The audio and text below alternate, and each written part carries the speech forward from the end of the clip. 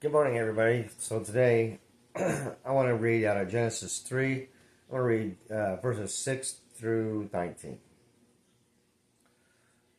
And this is right after God had found out that Adam and Eve eaten the fruit, which of course he already knew they had done it. But this is right after the initial confrontation of that. And he had just given the serpent his curse, and now he goes on to Eve and then to Adam. So starting with 16. To the woman he said, I will greatly multiply your pain in childbirth. In pain you will bring forth children, yet your desire will be for your husband, and he will rule over you. Then to Adam he said, because you have listened to the voice of your wife, and have eaten from the tree which I commanded you, saying, you shall not eat from it, cursed is the ground because of you. In toil you will eat of it all the days of your life. Both thorns and thistles it shall grow for you, and you will eat the plants of the field. By the sweat of your face you will eat bread till you return to the ground, because from it you were taken, and for you are dust, and to dust you shall return. So I kind of want to focus on two words that can sum up into one word: pain and toil.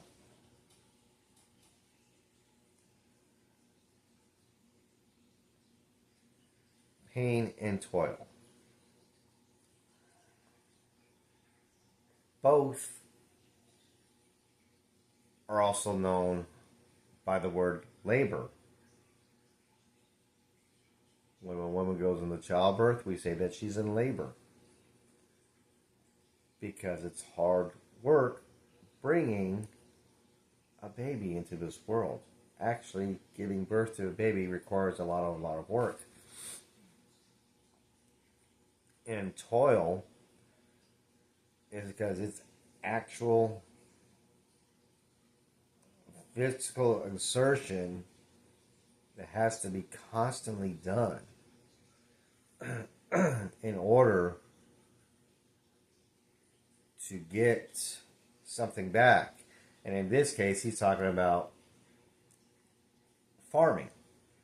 You know, just to be able to eat. And God wants to make it very clear that labor is not going to be easy for us at all.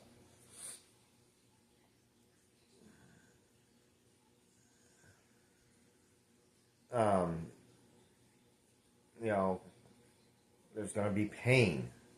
There's going to be suffering. There's going to be sweating. There's going to be a constant struggle, i.e. the thorns and the thistles that shall grow for you. You're going to have obstacles. You're going to sweat. You're going to get tired. And eventually you're going to die. And from all that time, from birth to death, you will be laboring.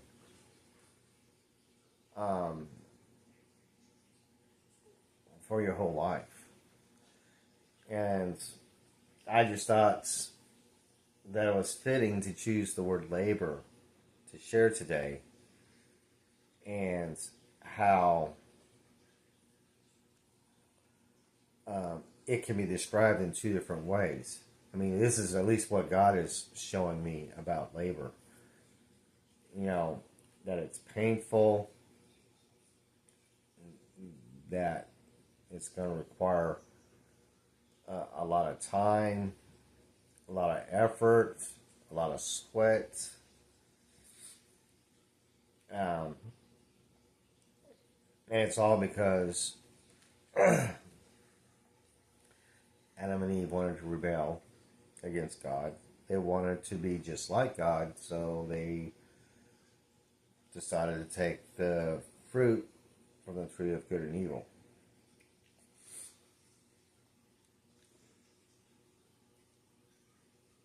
So all the great toiling and working and laboring that we have to do was a result of the fall. Not to say they didn't work before the fall, because they did. But the work wasn't painful. It wasn't cumbersome. There was no obstacles, nothing bad to get in the way. It was pleasant. It was joyful to do.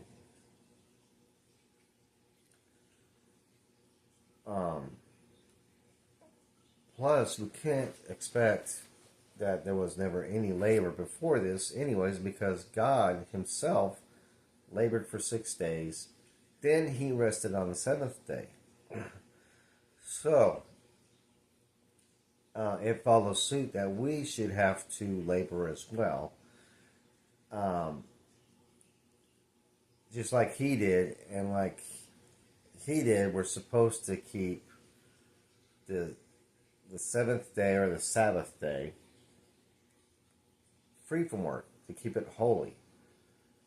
And the reason why we keep it holy is so that we can rest, reflect, and give our full attention the whole day to God, to worship Him, to meditate on Him, to meditate on His Word. I mean, our mind should be on Christ and on God all the time, anyways. But God did not intend for us to have to work so hard, so painfully, and with so much trouble. Because it wasn't like that in the Garden of Eden, in paradise before the fall. So these verses here it kind of gives me some of insight to labor. It helps define what labor is for me. It helps me realize why labor is so hard and where it came from. And another thing that requires a lot of work and a lot of labor is checking our own self-will. It's easy to do the things that we want to do, but it takes great work and great laboring to curb our own desires, our own wishes to do what we want to do what God wants to do. We should want to do what God wants to do, but because of our sinful nature, because of what happened in the garden, we don't. And that's our natural sin nature.